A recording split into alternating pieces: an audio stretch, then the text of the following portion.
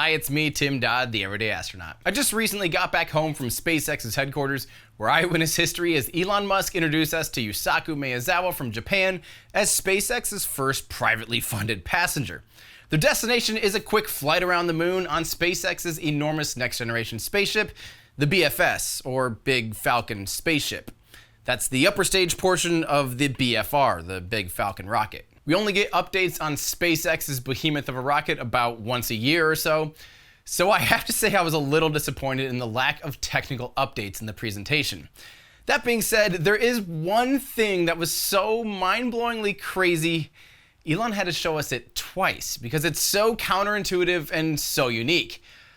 I think it deserves its own deep dive. Today, we'll cover 3 topics. First, we'll compare the re-entry of the Space Shuttle to the re-entry of the BFS and show how they differ. Then we'll explain the control surfaces that allow the BFS to perform this re-entry, and then we'll compare the thermal protection systems of the Space Shuttle and the BFS. We'll look back at all the little clues in past presentations, tweets, and Reddit AMAs. I think there's actually a lot of information out there that will help us understand just how exactly the BFS will re-enter and land. Let's get started. 3, 2, 1, 0, and liftoff.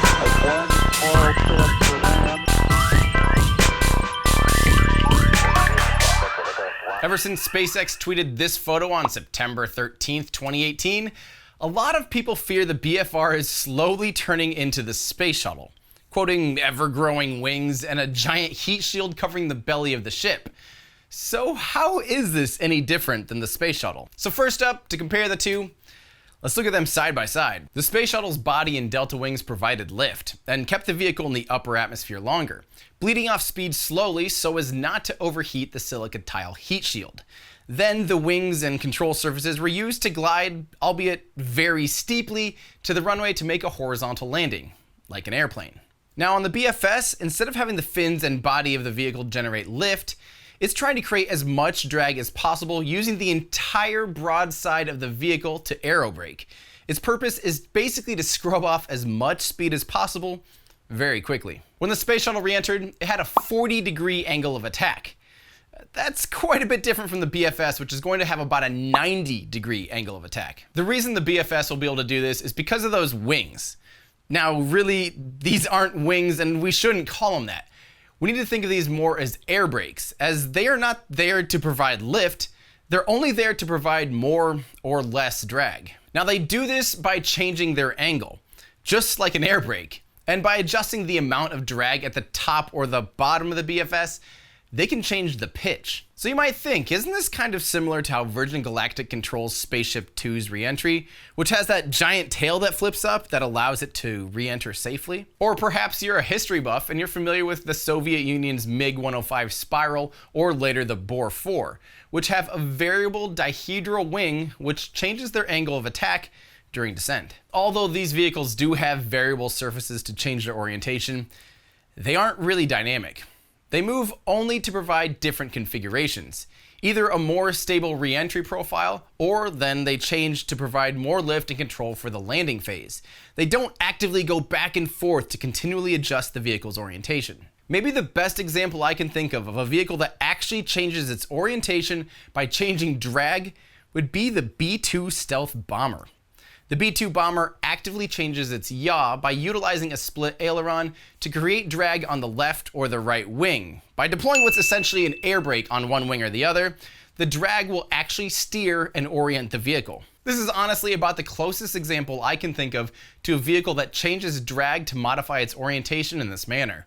And when you factor in that belly-first re-entry, this dynamic drag control is one of the reasons why the BFS is more like a skydiver than an airplane. A skydiver controls their orientation by shifting the amount of drag each limb generates. Bend your legs a little and your head will rise. Bend your arms and your head will lower. One time I went indoor skydiving to test out a grid fin, and it was awesome. But I was really bad at it. But there was an instructor there that was really good at it, which was awesome to see. Instead of me going back into an indoor skydiving place, I decided I'd just build something in Kerbal space program that falls and controls itself like a skydiver and can land on a dime.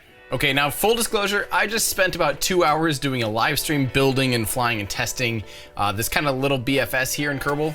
So if you want to watch the entire thing for some reason, there's gonna be a link right here. All right, welcome to Kerbal Space Program. Now, if you're not familiar with this game, it's basically like 50% rocket builder, 50% flight simulator, and 300% explosion factory. Okay, I know, this doesn't look right at all. There's like 6 air brakes down at the bottom, 4 up at the top, and we have like separate landing gear. This looks kind of nothing like the BFS, but bear with me. This is because I built this entirely around physics and making sure that those air brakes were producing the right amount of drag, and that the built-in stability control in Kerbal Space Program could use the air brakes to change the amount of drag and therefore, actually control the orientation of the vehicle through reentry. Air brakes are the only things that work like that. Fins don't work like that, or wings and other surfaces don't. This is only using air brakes. In order to prove that we're only using air brakes to maintain our orientation, I turned off the stability, the reaction wheel inside the command module. We're gonna turn off the RCS throughout reentry, and even when we do need it for that flip maneuver to put the tail down, we're only using 25%. So that's like nothing. Now, the only thing I did have to do in order to make this actually work in Kerbal Space Program, I did speed up the air brakes 10 times. And that's so that the computer has enough control authority and can actually maintain precise enough movement to actually let it do everything it needs to do. So that's the only way I can get this to work. But let's take this out to the pad and see if it works. Okay, so we're gonna take this thing out of the atmosphere, or out of most of the atmosphere, get it just above 20,000 meters, and then we're going to leave a little bit of fuel left over to land with. So let's do this. Here we go. 3, 2, 1, hit pip. Gear up. And fast forward.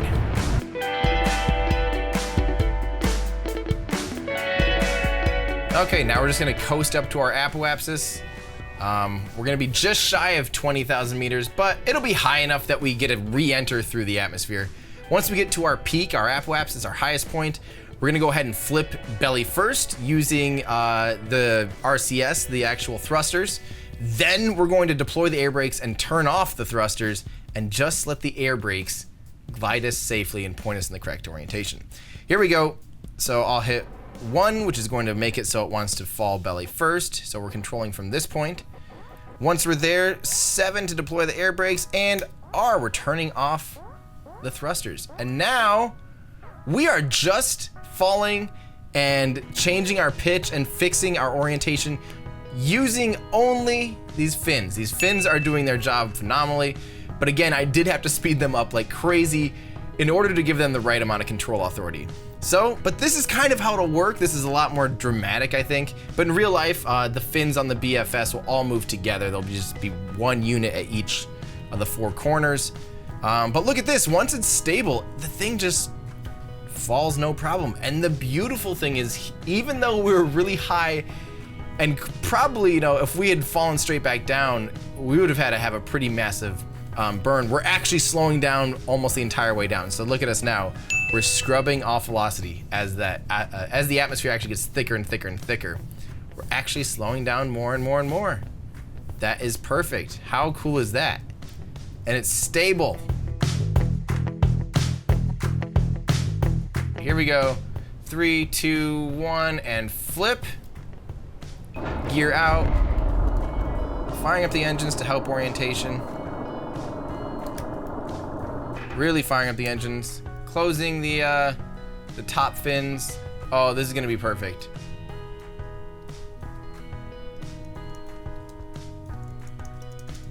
Oh yeah. A little Blue Origin hover there for a second.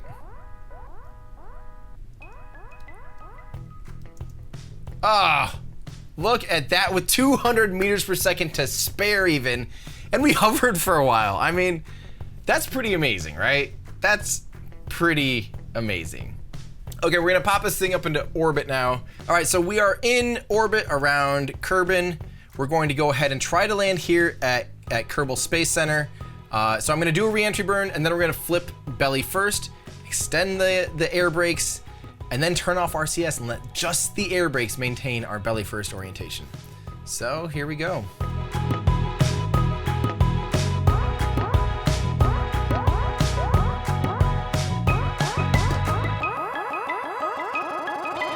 there we go. We're starting to glow red hot, getting kind of spicy.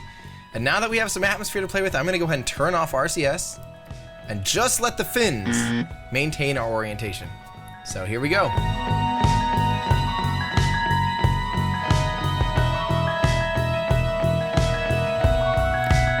right, the air brakes seem to be doing their jobs fantastically.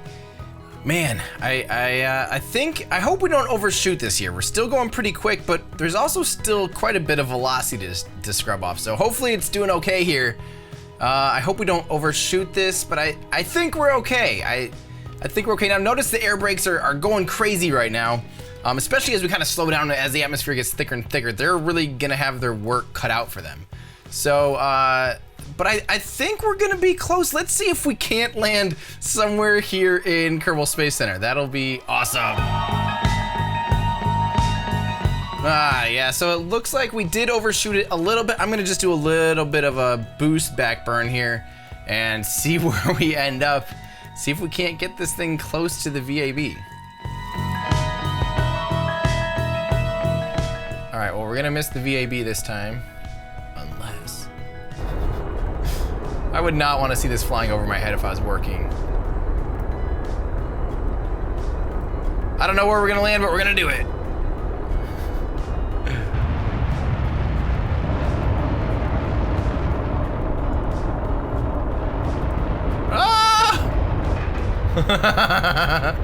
Good morning, everyone. How's work today? Just coming in for a grasshopper landing. Hey, we'll go ahead and say this is the processing facility. That's where it needed to be. We were just trying to park it next to all the extra parts and stuff.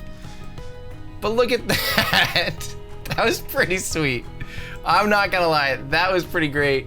Okay, I'm gonna cut you off there. But if you do want to see the rest of that or all the other hundreds of takes of trying to land that thing, there is a link in the description. But let's get back to talking about the BFS. Okay, so that was all just to help illustrate the fact that you can control two vectors of a vehicle belly flopping by using just air brakes. Now, one thing we don't know for sure yet is how exactly they're going to move those giant fin/air brake things. Now, Elon did mention in the talk that they'll require an awful lot of force to move, as in like the meganewton scale of force. That's a lot. People on Reddit have already been doing some really deep dives trying to figure out what systems they could actually use that'd be strong enough and fast enough. And the consensus is, who really knows at this point? It could be hydraulics or it could be electric motors. Now, hydraulics might be used, but they're pretty slow and awfully heavy. Motors, on the other hand, can be lightweight, but they might not be able to handle that kind of load. But then again, if anybody knows anything about motors, it'd be Tesla. I wonder if anyone at SpaceX knows anyone over at Tesla. So my personal bet, I think they'll go with electric motors, but I really have no idea. It's just one of those things we'll have to wait and see. So a huge amount of control will be done with the fins, but let's not forget about the fact that the BFS will for sure have some huge thrusters to help maneuver it too. As a matter of fact, I asked Elon all about this exact thing in 2016 after we saw the first video renderings of what the interplanetary transportation system would look like re-entering Mars belly first, and then it did that maneuver to go tail down. Tipped out of space right now. In the Mars entry, it shows the craft coming in kind of on the long side of it. That's right. So how does it have that enough control authority to get to pitch it up and actually put a tail down? Can you talk a little bit about the really heavy thrusters that can... Yeah, there'll be heavy-duty control thrusters on the spacecraft. And there won't be full gas. There'll be gases, methane, oxygen. And I mean, we're pretty powerful for as attitude control thrusters goes. I mean, it's probably 10-ton thrust type thrusters, or if not more. Besides those fin wingy things and some massive control thrusters, another key piece that will allow the BFS to do a full-blown belly flop through the atmosphere is the heat shield. The Space Shuttle used over 24,000 individual and unique silica tiles to cover the belly of the shuttle. The size of the wings and the amount of lift the shuttle needed to achieve in the upper atmosphere was largely due to making sure the shuttle didn't overheat the silica tiles. Overwhelming them would transfer the heat from the tiles to the fuselage of the orbiter. That's a really bad thing. The BFS, on the other hand, will use something very similar to what SpaceX uses on their Dragon capsules. This is an ablative material known as PKX, or if you don't like acronyms and prefer cool sounding words, phenolic impregnated carbon ablator. Ablative heat shields are the ones that purposefully flake off material as it heats up, which then takes some of the heat with it. SpaceX has had great luck with the heat shields on their Dragon capsule, and although I don't think they've actually reused a heat shield, they did say they could probably reuse heat shields about 10 times before needing to be refurbished. And SpaceX continues to advance their PKX, and they hope to get to the point where it can be used 100 times before needing to be replaced. PKX can handle much higher temperatures than the shuttle tiles, which is necessary when trying to re-enter from Mars or the Moon. Not to mention, with a really steep re-entry profile, one that tries to slow down as quickly as possible, the heat shield will be pushed to the limits. So if the BFS will have an ablative heat shield that needs to be replaced, isn't that an even worse refurbishment process than the Space Shuttle, which had thousands and thousands of hours of checks to ensure that their tiles were okay for every single reflight? Well, when it comes to mounting the heat shield to the BFS, according to Elon, the heat shield plates will be mounted directly to the primary tank wall. That's the most mass efficient way to go.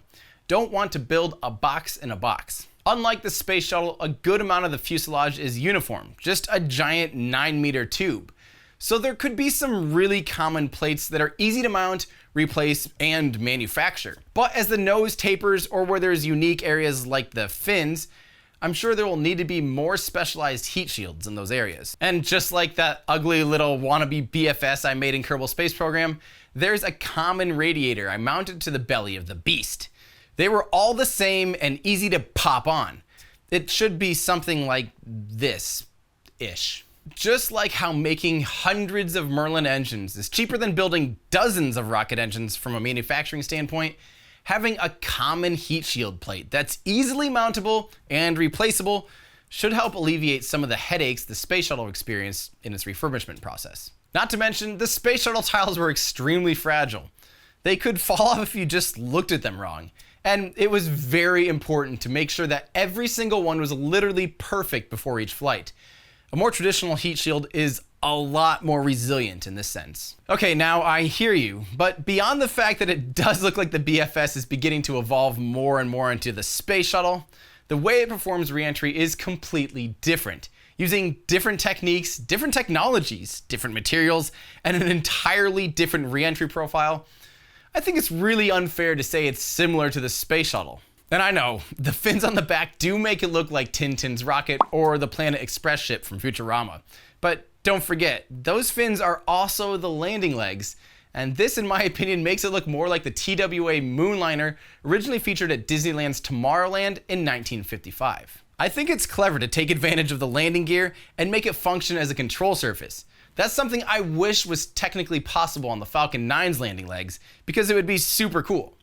But then again, I think they're doing quite fine with the system as it is. Like I mentioned about my last video about the BFR, it is still evolving, but I think it's getting closer and closer to its final configuration.